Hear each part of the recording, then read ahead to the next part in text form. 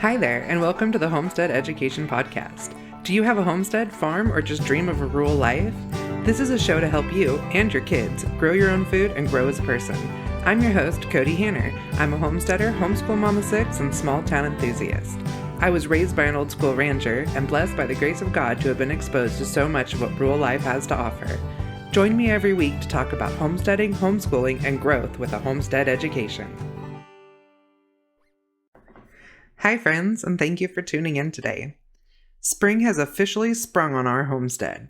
I know this because the dandelions have bloomed and my 4-year-old excitedly brings me a flower after every trip outside. In our region of North Idaho, the old-timers say your potatoes should be in the ground once the dandelions bloom.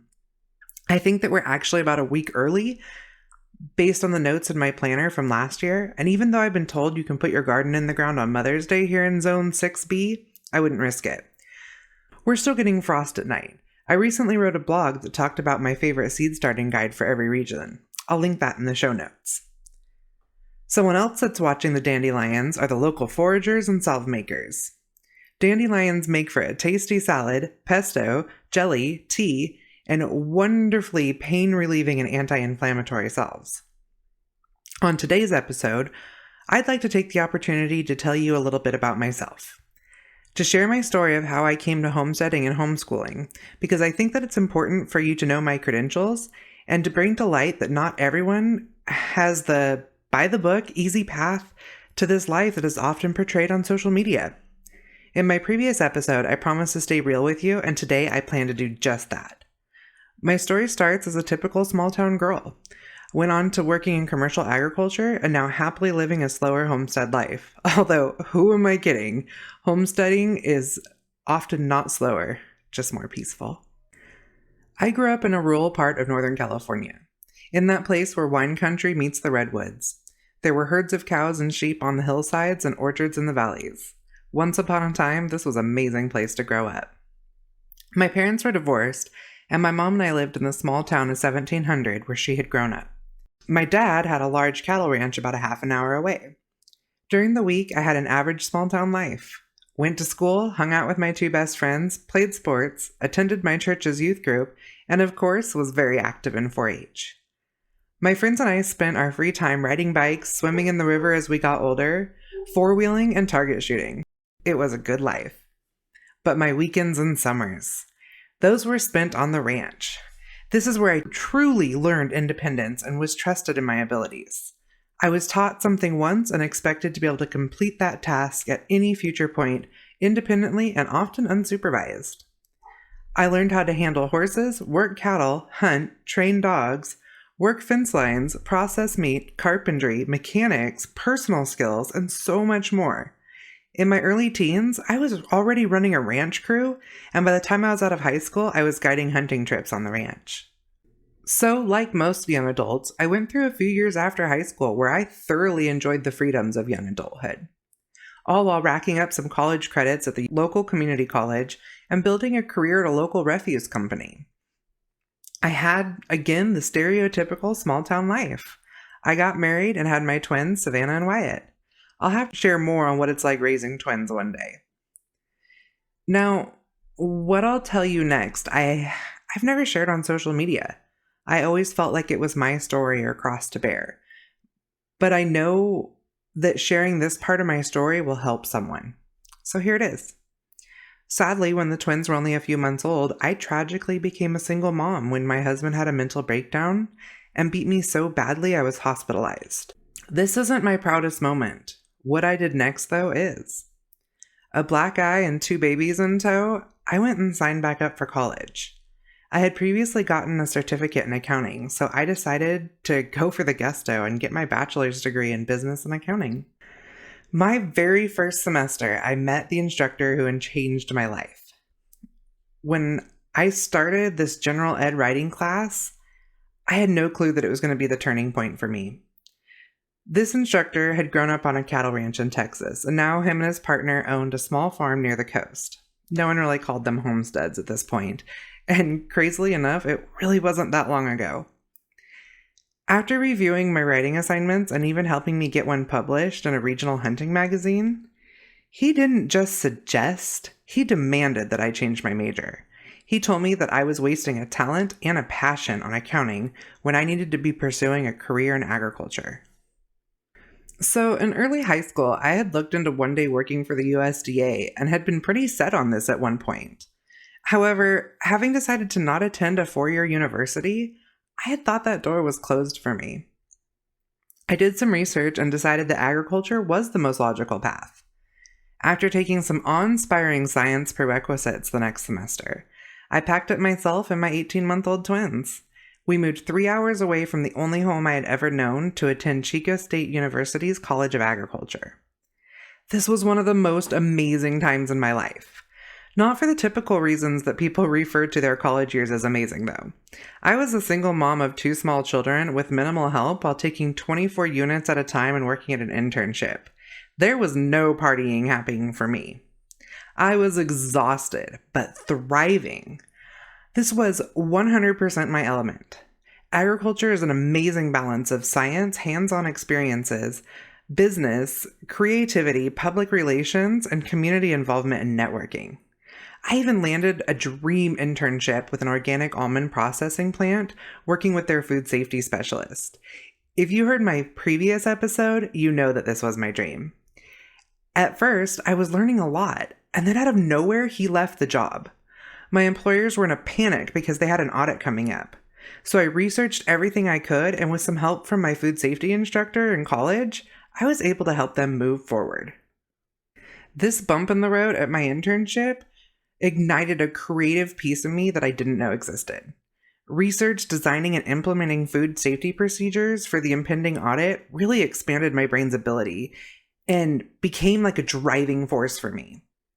The week after I graduated from college, I went back to the instructor who demanded I changed my major with a gift basket of foods and wines from all the plants and farms that I had worked and trained at since our conversation with him that changed my life.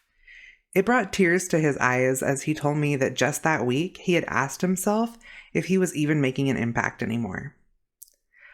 Armed with my bachelor's degree in agriculture and animal science and the experience from my internship, I went on to getting hired on and consulting with several large processing plants to help them prepare for food safety audits, including ones for the Global Food Safety Initiative.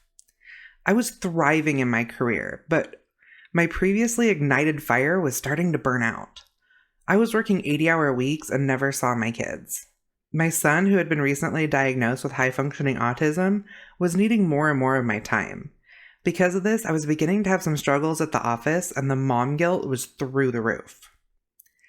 It was about this time I met Ron, an Army veteran and widower of 3 rambunctious boys. This attractive and infuriating man with his irresistible dimples swept me off my feet. Until meeting him, I had been cautious about anyone getting close to my now 7-year-old twins. But as I sat in church one Sunday shortly after we met, the pastor was preaching that morning on the importance of children having a mother and a father to guide them. I felt as though he was talking directly to me, as Ron and I both had children that were in desperate need of having a hole filled in their lives. A year later, we had given ourselves a fresh start. A new home in a new state, we had to join the California exodus, and newly married. Financially, I no longer had to work. So we decided I would just take some time off to enjoy life with my new husband and help our children adjust. We spent the next couple of years really enjoying the outdoors. Hiking, fishing, traveling, starting a small homestead, and the best part of those years was welcoming our first son together, Wade. Wade has been so special to all of us since day one. He brought us all together as a family. When he was about 6 months old, though, my husband was diagnosed with a potentially fatal digestive disease. Essentially, the only treatment or cure was an all-natural lifestyle. I felt like this was probably the most life-altering event we had ever experienced. So while my husband went into a slight depression while adjusting to the news, I turned to my old friend, research. A side note before moving on, this is also when we decided to homeschool the kids. There were struggles happening for each of them in school, and there was a thought that their dad may not be around for as long as we hoped. We decided to pull the kids from school and live life with them. I've never looked back on that choice. I found every way possible to change our lifestyle to all natural. In fact, I had always been a home cooker, but it turns out that it was never as homemade as I had thought. This is how I came up with the name for my website, The Homemade Revelation. Many believe that it's a religious plug, when in fact, it was just my revelations on how to change our lifestyle. We quickly found out that the region of Central Oregon that we were living in wasn't very conducive to the type of farming that our family required. To be honest, it was a giant frozen sandbox there. We began to look for property in North Idaho to be near some friends and family that lived in the area. Best thing we have ever done. We found a beautiful home on 40 acres that was 100% set up for homesteading. We never had to skip a beat, and we were able to expand on our endeavors right away.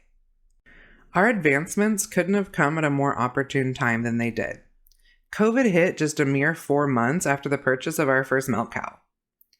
I gave birth to our now 6th and final son, in February of 2020, and got to come home from the hospital in just the nick of time. Everything was shutting down as we were driving home from the specialty NICU we had been at for over a month, and we were scrambling to get last-minute essentials for our fragile infant. I continue to be so thankful that our homestead was in place, stocked, and functional before everyone's world shut down. Luckily, due to the homestead and homeschooling, our lives changed very little during the shutdown. Now, as restrictions are lightening, I decided to give my little side business an overhaul. This is my passion. This is where I can help. This is where I am needed. So many people started homesteading and homeschooling at an exponential rate, and I don't want to see this fade away because things are going back to, quote, normal. Now is the time to increase our efforts. I feel like the supply chain is only temporarily stabilized because as I'm recording this podcast, 23 food plants have burned to the ground in the last few months. And states are beginning to push some strange laws in public schools again that many see as indoctrination. I don't think that things are actually going back to normal. I think that this may possibly only be the beginning. The best way to protect ourselves and continue to thrive is to embrace our communities, reignite lost skills, and stand together. We may not all see eye to eye on every topic. That is part of the breakdown of our systems. So when I say we need to stand together, I mean that now is the time for us to stand together in self-sufficiency. Well, thank you for joining me today at the Homestead Education, and I hope that I have given you something to think about this week. To help others find me, please comment and leave a review on your favorite podcast player. You can also follow me on Facebook and Instagram at Homemade Revelation.